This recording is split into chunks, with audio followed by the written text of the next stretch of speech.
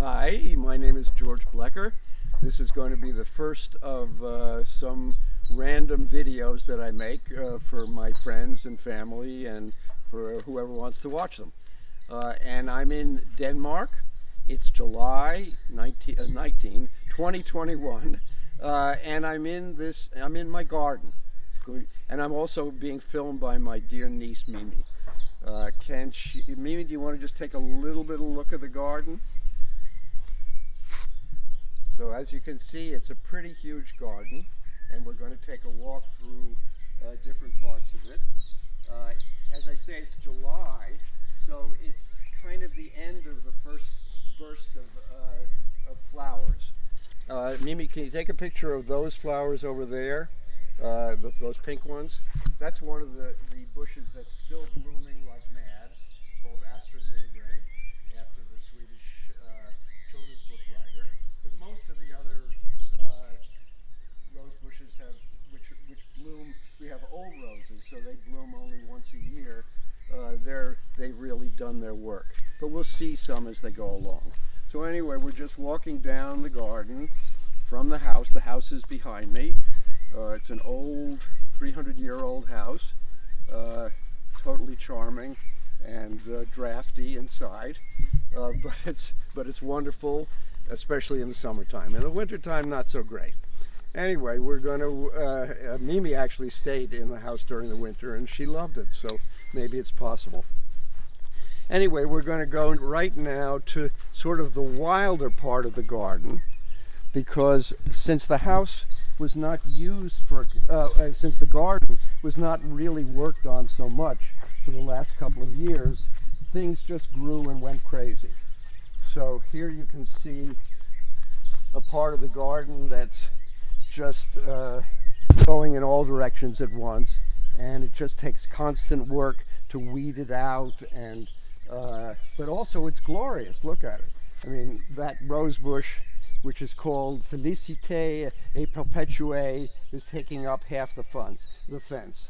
So also the garden, one other thing I want to say, it has a lot of personal touches, because these roses here came from Lona's mother's garden, and that rose bush over there with the sort of copper-colored leaves, that comes from a friend's garden.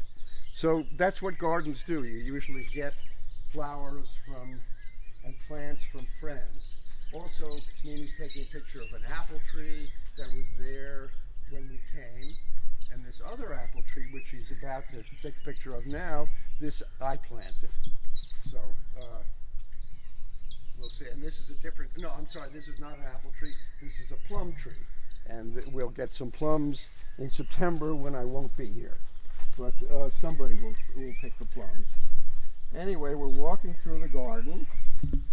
It's not huge. It's about a half an acre. And right in front of us is this magnificent willow tree.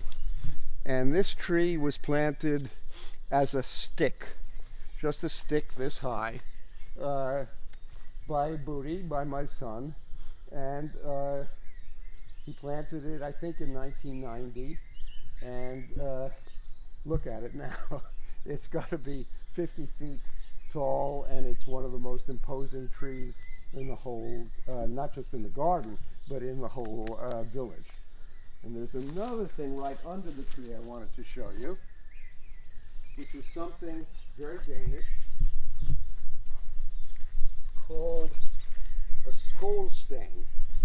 And what this is a stone or a rock that was hollowed out by people probably, can you see that, Mimi? These holes there?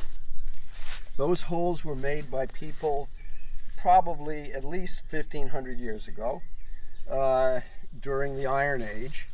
And archaeologists don't know exactly why they made those holes, but they think that they put oil in them and then lit the oil and danced around the stones and had some kind of ritual.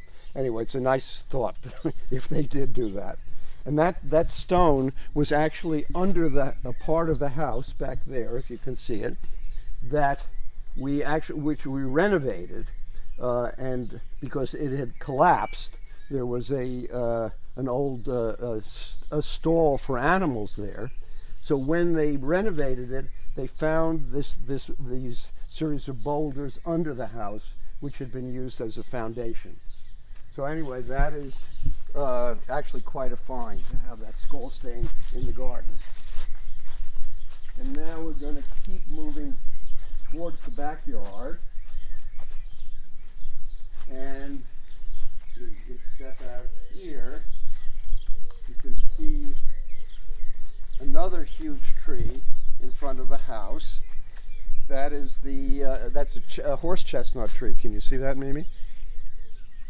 There it is. That tree, when we came in 1990, it was chopped down to about 1 foot, and we didn't know whether to pull it out or how to get rid of the stump. And they said, it's okay, it'll just die. So 30 years later, it certainly didn't die. And it's magnificent in the early summer, or actually late spring. Okay, so now we're going around the side of the house. Now this is a magnificent wall, the west wall, but everything basically has bloomed already.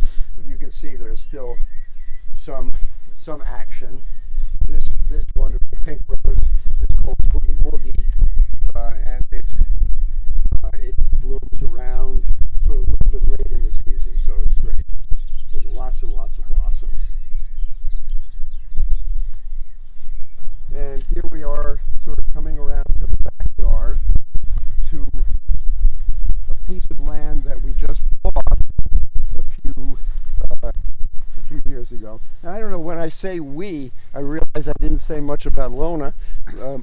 Lona is my ex-wife and good friend, and we bought this house together, and we own it together, and we take care of it together. So a few years ago,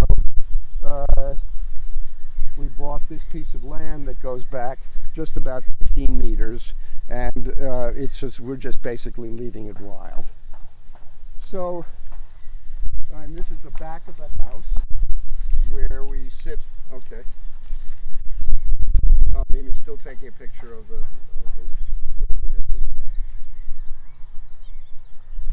It goes back to an old apple orchard, which is owned by various people. And it's never going to be built on, which is great. So here we are in the back of the house, and just a place where we sit and eat and drink when the weather is good. So that's basically it. What I really wanted to say was that you can see how happy I am to be back here after 2 years. This is at the end, or hopefully at the end, of COVID season. We hope that there won't be another wave, but I'm probably like a lot of people who are coming back to something that they couldn't get to last summer. So I wish everybody the same pleasure that I'm having in coming back to something that I love. Thanks a lot. I'll see you next time.